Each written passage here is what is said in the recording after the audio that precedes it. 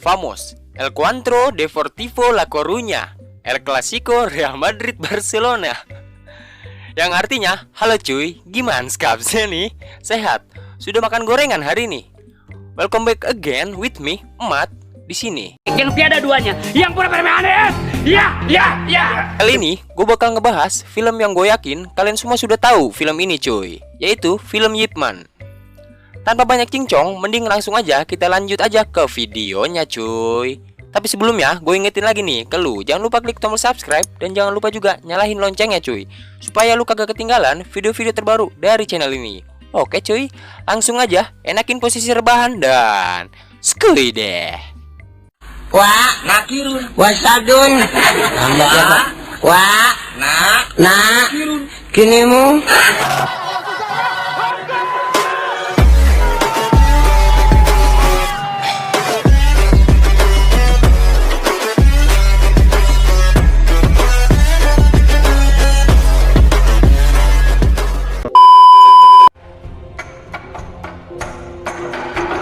Film diawali dari suatu daerah di Cina, yaitu Foshan. Pada tahun 1935, sebuah daerah yang kaya akan berkumpulnya semua ahli bela diri.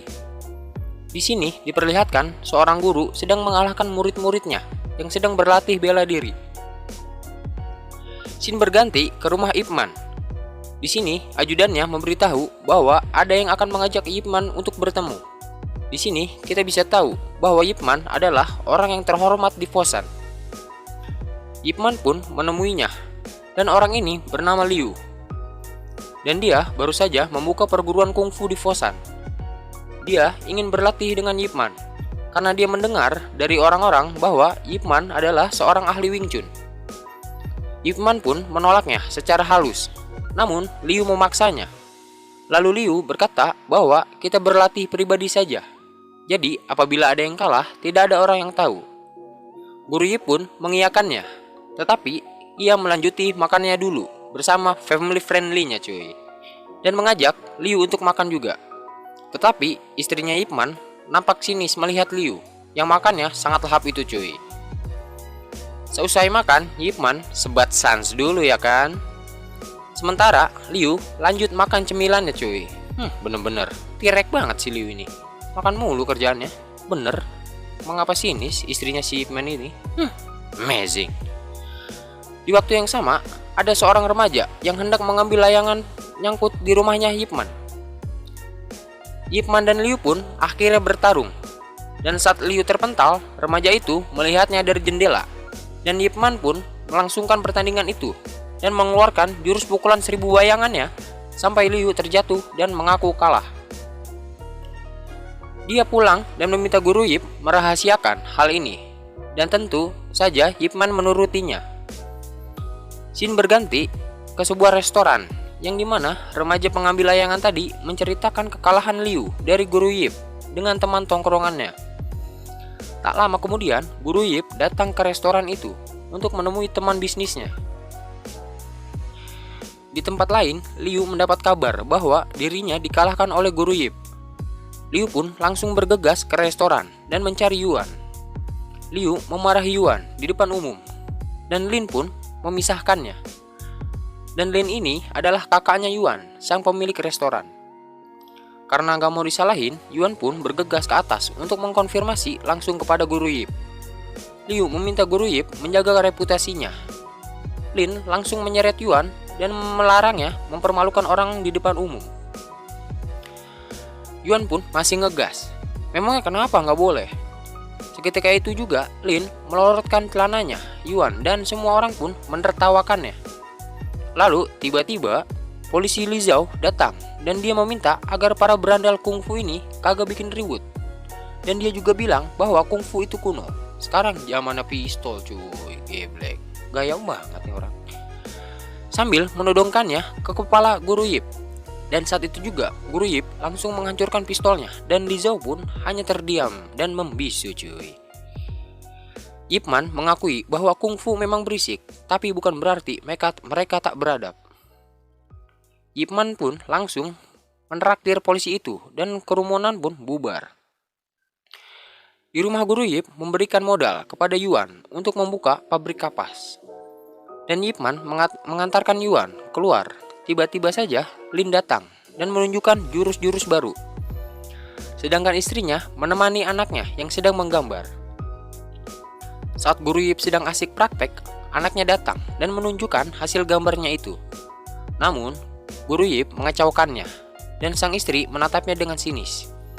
Dan terlihat dari luar pagar, warga setempat pun meminta guru Yip untuk mengulangi aksinya itu. Mendengar akan hal itu, sang istri pun marah dan mengusir mereka semua. Dan sang istri meminta guru Yip untuk meluangkan waktu untuk anaknya. Di suatu hari, ada sekelompok pengembara yang ingin menumbangkan seluruh guru di Fosan. Kelompok ini dipimpin oleh Jin, dan Jin pun menantang perguruan yang pertama. Dan Jin pun menang. Dan akhirnya Jin mendatangi perguruan yang kedua, kali ini menggunakan senjata. Dan dia pun lagi-lagi memenangkannya pun. Jin pun bangga dan merayakannya dengan makan Indomie di warkop pinggir jalan. Dan penjaga warkop pun berkata, "Jangan bangga dulu cuy, kalau belum bisa mengalahkan Ip Man." Mendengar akan hal itu, Jin pun langsung bergegas menemui Ip Man. Setibanya di rumah Ip Man, Jin langsung menantangnya bertarung, namun Ip Man menolaknya. Dan sang istri pun memarahi berandalan tersebut. Jin pun merasa sedih karena Ip Man takut pada istrinya. Jin bilang pada istrinya bahwa dia tidak akan membunuhnya, dan bila perlu Jin tidak akan menggunakan tangannya. Mendengar akan penghinaan itu, sang istri pun akhirnya mengizinkannya. Dan tiba-tiba polisi pun datang dan memberitahu ke Ip Man agar dia menjaga kehormatan Fosan. Dan pertarungan pun dimulai. Di awal-awal, Ip Man kagak langsung nyerang dan dia terus bertahan sambil mengamati sejauh mana kekuatan Jin. Setelah itu, Ip Man pun menyerang dan membuat Jin keteteran akan serangan Ip Man. Jin pun bangkit lagi dan kali ini dia menggunakan pedangnya, sedangkan guru Yip menggunakan kemoceng cuy. Pertandingan diakhiri dengan terlepasnya pedangnya si Jin dan dipukulnya bokongnya si Jin, dan Jin pun kalah cuy. Segitu belagunya kalah. Jin pun keluar sambil disorakin oleh warga Fosan. Sejak saat itulah warga Fosan sangat menghormati Ip Man. Saat belanja di pasar, Ip Man selalu mendapatkan barang-barang secara gratis on delivery cuy. Hal itu sebagai wujud terima kasih warga Fosan terhadap guru Yip karena telah menjaga martabat Fosan. Namun semua berubah ketika negara api menyerang. Maksudnya, semua berubah pada tahun 1937 saat Jepang menduduki Cina. Dan pada saat itu, banyak orang-orang yang mati kelaparan. Semua menjadi makin marah saat Jepang mendatangi Fosan pada tahun 1938. Dan Jepang pun banyak menghancuri fasilitas. Populasi Fosan pun menyusut tajam, dan rumah Ip Man disita Jepang untuk dijadikan markas.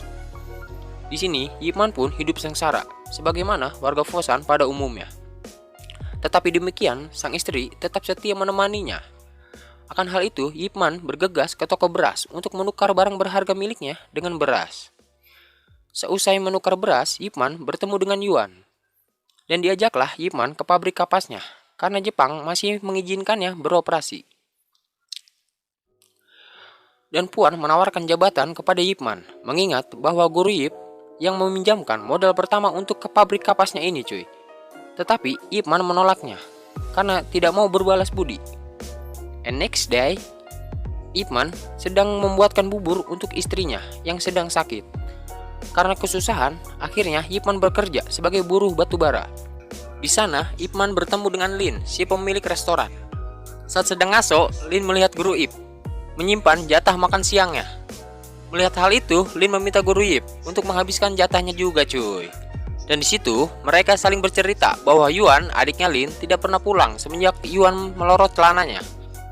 Entah masih hidup atau kagak, Lin ingin meminta maaf kepadanya. Lalu Lin tersadar bahwa kalengnya hilang. Saat sedang mencari kaleng itu, tiba-tiba tentara Jepang datang. Dan polisi Li Zhao kini jadi penerjemah Jepang. Jenderal Jepang yang mendengar bahwa orang-orang Fosan jago kungfu, maka ia ingin mengundang orang-orang Fosan untuk bertanding kepada para atlet karate di sana. Dan jika menang, mereka akan mendapatkan beras. Dan orang-orang di sana pun bersemangat cuy. Lin juga ikut ke sana, sedangkan Guru Yip tidak ikut ke sana. Tibalah mereka di sana. Terlihat Guru Liu sedang menghajar orang-orang di sana. Ia pun menang dan mendapatkan beras. Melihat ketangkasannya, Jenderal Miur ingin bertarung juga. Dan ia ingin melawan 3 orang Fosan sekaligus. Dan Miura akan memberikan beras menang ataupun kalah. Dan dia melawan 3 orang Fosan. Dan salah satunya adalah Lin. Dan hanya dalam sekali serangan, jenderal itu langsung mengalahkan 3 orang itu sekaligus. Tetapi Lin bangkit lagi, dan dia pun akhirnya dihajar habis-habisan sampai batuk darah. 2 orang Fosan mengaku kalah, tetapi Lin menyerang lagi. Miura pun mampu mencekiknya, namun Lin menyemburnya dengan darah. Dan Miura pun menghajar Lin sampai jomplang cuy. Sian banget. And next day, Ip Man kerja kembali dan ia menemukan kalengnya Lin dan menyimpannya. Saat sedang makan siang, Li Zhao dan pasukan Jepang datang untuk mengajak bertarung lagi. Guru Ip menghampiri Li Zhao dan menanyakan Lin. Li Zhao mengaku tidak tahu cuy. Guru Ip terus bertanya, tetapi Li Zhao menghiraukannya. Dan akhirnya Guru Ip ikut ke tempat kemarin dengan berharap bertemu dengan Lin. Setelah sampai, Guru Ip melihat Liu yang sudah menang, dan Liu meminta bertarung melawan 3 orang lagi. Dan Miura pun mengabulkannya. Dan Liu pun melawan mereka dengan susah payah, dan akhirnya Liu pun menyerah. Dan tiba-tiba kepala Liu ditembak. Melihat itu, Guru Ip marah-marah kepada Li Zhao. Ternyata yang menembak adalah Kolonel 1, karena dia beranggapan bahwa yang kalah tidak boleh bawa beras. Dan Jenderal Miura pun marah atas tindakan bawahannya itu. Dan dia bilang bahwa ini cuma turnamen dan jangan ada tembak-tembakan lagi. Dan turnamen pun diteruskan. Guru Ip pun marah kepada Li Zhao dan ingin bertarung, dan Guru Ip pun bertanya, apakah Lin dipukuli sampai mati? Li Zhao pun tidak menjawabnya dan membukakan pintunya. Guru Ip meminta 10 orang sekaligus, namun Li Zhao melarangnya karena itu sangat berbahaya. Namun Guru Ip tetap bersikeras. Dan Miura pun juga kaget mendengar hal itu. Tetapi Miura tetap mengabulkannya dan pertandingan pun dimulai. Ip Man yang marah memukuli 10 karate tersebut tanpa ampun, dan Miura pun terpana melihatnya. Setelah Miura memintanya kembali bertarung dan menyerahkan berasnya. Tetapi Ip Man menolaknya. Guru Ip pun mengambil beras berdarah milik Guru Liu. Dan Guru Ip memberikan beras itu kepada keluarganya. Di sana, Li Zhao memberitahu Guru Ip agar berhati-hati kepada orang Jepang. Dan Guru Ip pun nampol Li Zhao karena menganggapnya pengkhianat. Dan Li Zhao pun tidak terima karena dia cuma penerjemah, dan kematian orang-orang Cina tidak ada kaitannya dengan dirinya. Ip Man pun lalu pergi. Sampai di rumah, istrinya pun mengobati luka Guru Ip dengan minyak kampak cuy. Ip Man pun salut karena istrinya setia kepadanya. Di lain tempat, di hutan Lin bersiap untuk menghalang truk yang lewat. Dan saat truk berhenti, anak buahnya pun langsung menyerbu truk tersebut untuk membegalnya. Dan mereka pun pergi ke pabrik kapas. Dan Jin pun meminta uang keamanan, tetapi Puan dipukuli karena tidak punya uang. Melihat babanya dipukulin, Chow pun pergi menghampiri Guru Ip dan dia melaporkan kejadian itu. Tetapi sayang, sebelum Guru Ip sampai, mereka keburu pergi dan mereka berjanji akan kembali lagi. Setelah sampai di pabrik, Guru Ip melihat Puan yang sedang bekerja, dan Puan memohon agar Guru Ip mengajarkan Wing Chun. Dan permohonan itu ternyata diikuti oleh seluruh buruh pabrik, dan Ip Man pun menerimanya dan mengajarinya. And tomorrow in the morning, Guru Ip sedang bermain dengan anak-anaknya. Tiba-tiba kedatangan Li Zhao dan memberitahu bahwa Miura ingin bertarung melawannya. Tak lama, Sato pun datang juga. Saat Sato melihat istri Guru Ip yang cantik melewati batas itu, Sato pun ingin naik ke atas. Spontan, Ip Man pun langsung mengajarnya sampai pingsan. Li Zhao pun mengajak Ip Man sekeluarga untuk mengasingkan diri. Setelah itu, Li Zhao pun dihajar habis-habisan oleh Sato karena membiarkan Ip Man kabur. Miura mengatakan akan mengerahkan semua pasukannya untuk menemukan Ip Man. Dan Li Zhao pun pulang dengan babak belur. Dan dia pun menemui Ip Man untuk memberikan barang pesanannya. Dan Guru Yip sangat berterima kasih kepada Li Zhao karena menyembunyikan keluarganya. Keesokan harinya, Yin datang lagi untuk meminta uang. Tetapi kali ini, para buruh siap untuk menghadapinya. Dan perkelahian pun dimulai. Saat buruh sedang susah payah melawannya, Guru Yip tiba-tiba datang dan membantu menghabisi para begal ini. Dan para begal ini menghajar lagi dengan menggunakan kapak. Tetapi Guru Yip tetap berhasil menaklukkannya. Akhirnya Jin pun turun tangan dengan menggunakan garpu somai. Sedangkan Guru Yip hanya menggunakan bambu runcing senjata kita. Lalu Yuan, adiknya Lin, ikut membantu juga untuk mengalahkan Ip Man. Tetapi Ip Man tetap berhasil mengalahkannya. Dan akhirnya Jin dan anggotanya pun pergi. Dan Guru Yip memanggil Yuan yang jalannya pincang. Guru Yip memberikan kotak milik kakaknya. Tetapi Yuan kesal dan malah menepis kalengnya. Dan Guru Yip mengambilnya lagi dan memberitahu bahwa kakaknya sudah mati akibat dipukuli oleh orang-orang Jepang. Mendengarkan hal itu, Yuan menerimanya dan Guru Yip pun pergi. Yuan pun menangis karena tahu bahwa isi kaleng itu adalah sebuah layangan, yang dimana layangan itu yang pernah dia ambil di halaman rumahnya Ip Man. Dan ternyata sang kakak selalu menyimpannya. Di malam harinya, Li Zhao bergegas menemui Ip Man dan dia menghibau agar Guru Yip tidak pergi ke pabrik kapas. Dan di pabrik kapas, Sato menanyakan keberadaan Ip Man, dan Puan pun tidak menjawab. Saat Jepang hendak menghajarnya, tiba-tiba Guru Yip datang untuk menyerahkan diri kepada Jepang. Dan dia pun lalu dipukul hingga bertekuk lutut.